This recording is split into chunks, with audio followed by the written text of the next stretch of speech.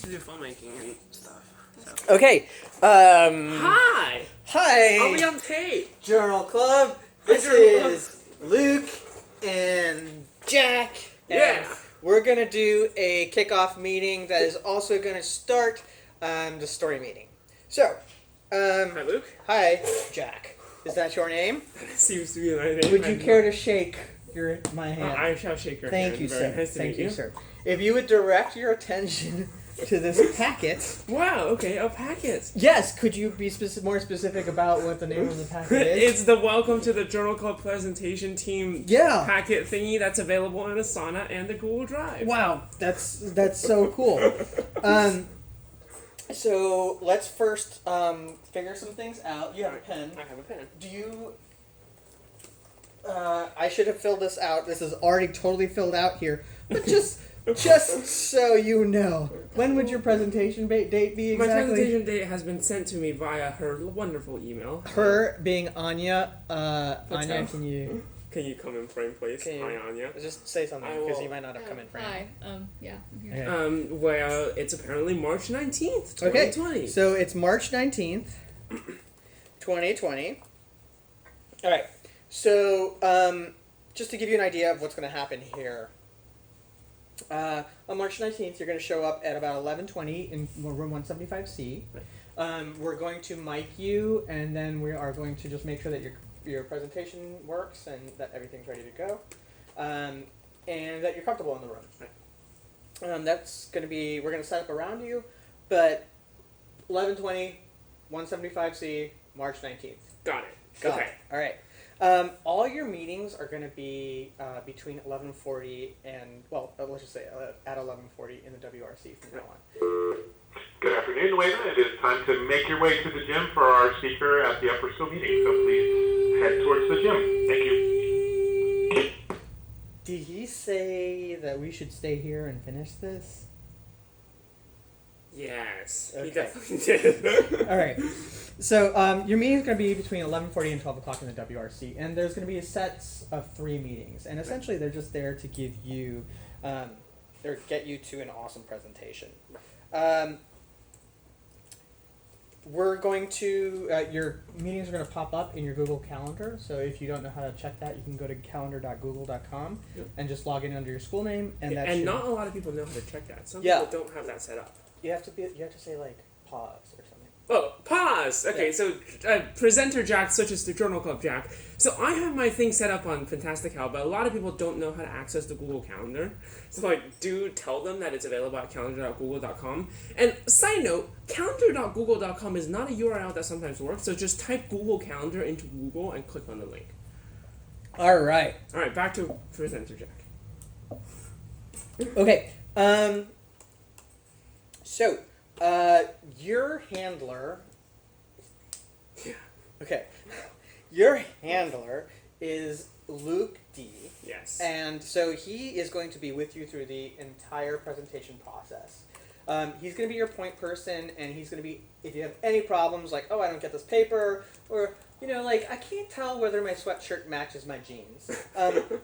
Whatever the question you have, no matter how serious, and honestly, no matter how little you think it might be, go ahead and either talk to or email your handler. Okay. In the off chance that your handler is really busy and can't get back to you, you can always email Anya, Kyra Walker, or the mentor of the Journal Club, who is currently Luke D, and also Paul Hauser. Okay. Okay, so... Paul is the trainee mentor right now? Or kind of mentor? Yeah. Paul's ridiculously handsome. Yeah, Paul is really nice. He's really, really handsome. Okay, what? Yeah, handsome. I feel like that's okay. I don't. Okay. I really don't. Uh-huh. Alright, so...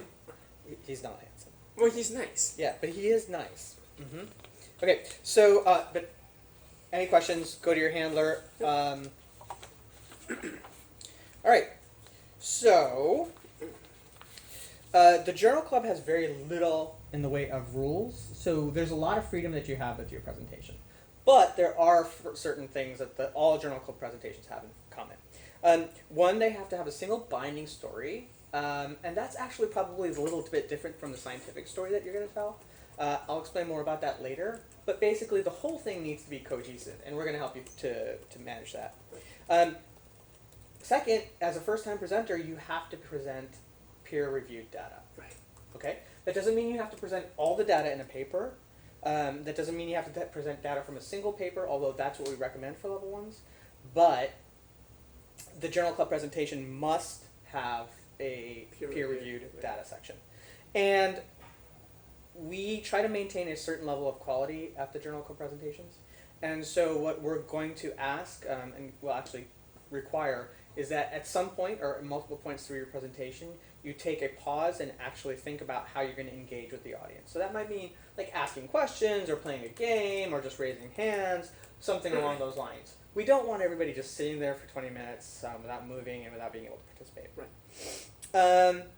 Okay, so next I'm going to explain to you the meetings that happen and just give you an idea of what they are. Okay. So there are 3 types of meetings, and each consists of actually 2 meetings. So there's the story, which is what I was telling you in the beginning, the data, and then the presentation and engagement aspect of the whole thing. Okay? Each of these is represented by a team of 2 people, and you will be meeting with those same 2 people for both of those meetings. Or 3. Or 3. So for example, the story meeting, you will be meeting twice with a team of the same people. Right. So that from one week to the next, they will know your story. Right, exactly. Okay? And then what each of those teams are going to do, and what we're going to do, what your handler is going to do, is every week we have actually a couple of meetings, and in those meetings we're going to just discuss your progress, any help you might need.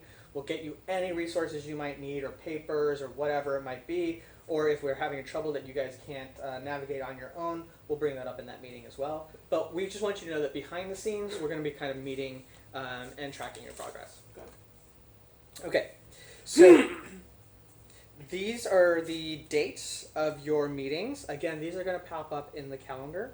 Right. So this is your first meeting, the kickoff meeting. The next 2 meetings you're going to have are your story meetings, then your data meetings, and then your presentation meetings. Right. Again, all at 11:40 in the WRC. And all your calendar. On your calendar. And if you need to change one of those times, you can contact your handler, who can then change those times for you or help you to. Your handler will also probably be able to serve as the meeting person for any of these if you need them. Got it, okay. So we're also going to ask you for a set of deliverables at each meeting. Right. Basically, we have to guarantee a level of performance at the Journal Club, and we also have to make sure that you're going to be ready to present and we don't have to drop out. Right. So it's better for us if, for example, you're having a lot of difficulty, that we just move your presentation right in the beginning rather than have you struggle all the way through and then drop out at the last minute. We can totally make changes. The earlier we make changes, the better. Okay. So I do have to make this point, and just so you're clear about this, you have to have the deliverables. If you don't or can't get a deliverable, that's not the end of the world. As a matter of fact, that's probably the second most important thing. The first and most important thing is that if you're going to have a problem with a deliverable, Talk to your handler. Talk to your handler. We need to know. Communication is number 1 here. There's a lot of people talking. There's room reservations. There's food. There's a lot of things going on behind the scenes, and they're all kind of coordinated. Right. Okay? Yay! What? Okay.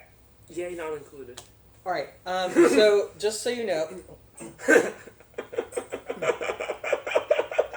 Sorry. Okay, so now that I'm kind of off character, yeah. I don't know. That was the first serious length of talk I've heard you say for like the length I've known you. yeah. That is so true. Is time really measured in lengths? Yeah. Interesting. So All right. So, guys, you're gonna see this in the story meeting script, but I'm gonna do it once here just so you can get more of a little practice. So is that the end of the kickoff meeting? that would be the end of the kickoff meeting. Okay. Basically, in the kickoff meeting, you want to make it through page 4 of the packet. If you see, I made it. I think I hit every single one of the major points. Except for the behind the scenes thing, I guess. No, I did talk about what was behind the scenes. Oh, you did? That's true. Okay, great. Yeah. behind the scenes is really like, please make sure to talk to your handler if and when you have a problem. Yeah, and one thing that we're getting a lot from people is that they don't actually know what's happening behind the scenes, and so that section is actually included because of feedback from the presenters. Right, so we're going to talk about your story, and we're going to do the big story meeting right now. Okay. So story meeting 1, that is. Mm-hmm. Okay. All right, so there's 2 stories, always 2 stories in every journal club presentation. There's a scientific story, which is more a logical progression of like what scientists are looking at in experiments and such. Right. Oh wait, sorry. Okay. Okay. All right. And then there's a second story, which is usually the more interesting one, and it is designed to engage a group of like 40 people who 90% of them are like 15, and then you might have a couple like 30, 40, 50-year-olds in there. You might have a couple scientists, and it's tough because you're going to need to engage all of them with your story, with your big story, the overarching story. And so that story is really scientific. That story is really about why you're interested in your topic. So what's your topic? Well, as Morgan put it on his sheet, it's some machine learning thing. Why are you interested in machine learning? Okay, so here we go. So I think, okay. I think it's cool. First of all. Everything we look at is cool, right? Right. So, Or at least somebody thinks it's cool. it solves problems. Like a lot of the world problems that we're having right now, machine learning can solve because we're having an increased amount of problems and a decreased amount of people actually able to solve them because there's not enough people that's able to take on this job. Saving the world is like the most cliche. Like everything we do Saves the world. saves the world. Like cancer therapies, like everything, climate change, magnetosphere. Like you can get down to this. It's always about saving the world. So we have no doubt. Like I have no doubt that what you're doing is for the good of humanity. But why this? I want to say like my first machine learning project was NLP, so working on like looking at linguistics and how that's able to do this. And although this is not a personal connection, which we'll try to get into, but I think the point on which I did it was looking at how these technologies could be used benignly and how these technologies could be used not benignly. Interesting. And how, NLP, the thing that basically enables computers to understand humans fully, how different models of that understand humans and how much information they need to capture. I don't know why I got interested in it. I forgot. So when was this? When was this project? 2 years ago? And you were interested specifically, kind of, one of the things you were interested about was the application of the technology. Right, application of NLP technology, yeah. So specifically, they could be used for good or bad. Right, exactly. Interesting. What kind of good things could it be used for? Well, of course, man-machine interfaces right now are pretty much limited to keyboard and mouse, like realistically, right? Alexa was a thing, but you can't do all of the things you can do with normal computing on it. And a good aspect of it is that if you have, say, a Turing-complete NLP system, you're able to talk to a computer just with words, and it will become your actual secretary, being able to execute a Turing-complete set of tasks with just your voice. So when you say Turing, do you mean Alan Turing? Yeah, like Turing-complete as in the concept of being able to emulate a Turing machine fully, so like basically being able to do everything you think a computer can do. Okay. And what are the negative aspects? Of course, a part of the experiment I did a while ago was to look at how much data you actually need and what type of data you'll need to make these models. And just having one company or one system controlling all of this data, it's scary, right? Like the fact that, in order to build this world, build this good world that I talked about, you need X amount of data, and this amount of data is not a trivial amount, right? That's one thing where it's like one entity has to hold on to this much data in order to build, even if they're all well-intentioned, they have to be able to acquire this set of data to be able to train these models. Well, that's one of the bad things, I think, about it. But why machine learning? Like, again, there's lots of approaches that you can use to make the world a better place. Why machine learning? Okay. Like, what is it about machine learning that you find so interesting? Oh, by the way, I'm not pretending here. I actually, I'm having This is real. This is real. This is real. Okay, back. God.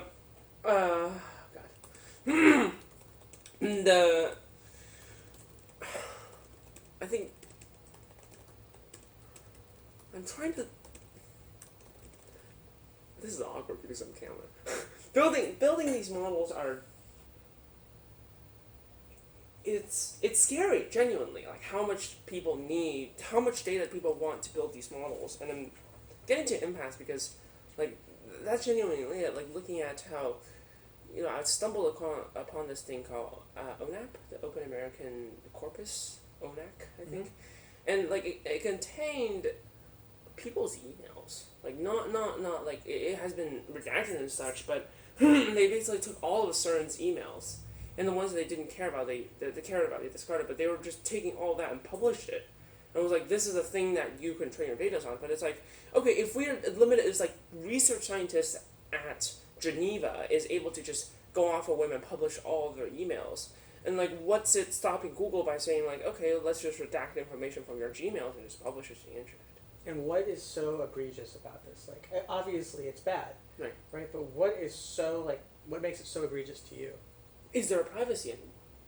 Like, if there is a model or a human holding on to all of your communications, good or bad, like, I don't want my things to be known by other people. Why not? There are things I'm not comfortable sharing. There are things that I am comfortable sharing, but those I presumably have shared to 1 million people already. But there are things that I email to people that I'm not comfortable sharing with anyone except for the intended recipient. Right? So essentially it's a matter of trust. Yes. And with training these models, a lot of them are, the goal is to look at everything you write, and that kind of takes away the trust from it. And so, for you, this presentation is really about the retention of trust, or the examination of the retention of trust. Yeah, examination of retention of trust, and how it's a two-sided sphere? It's a two-way street? Yeah, it's a two-way street where, although it's a good thing in the world, it also removes trust. The more that you do this, the less trust you'll have in the world. Or at least the less important one trust that you have to have in order for a better technology to do that. Okay, stop. So this is exactly where I want to be. I want to take this conversation a little bit further, but I now have my 3 stories. What are the 3 stories? Almost all presenters pass through these 3 phases, and they're based on 3 stories. The first story is always save the world. Right. Right? So you say, you just like I did, somebody's going to say, and it's going to really save a lot of lives, or it's going to make a lot of people feel better, there's a lot of pain in the world. And what you have to do is kind of challenge that. And acknowledge the fact that like everybody wants to save the world. Exactly.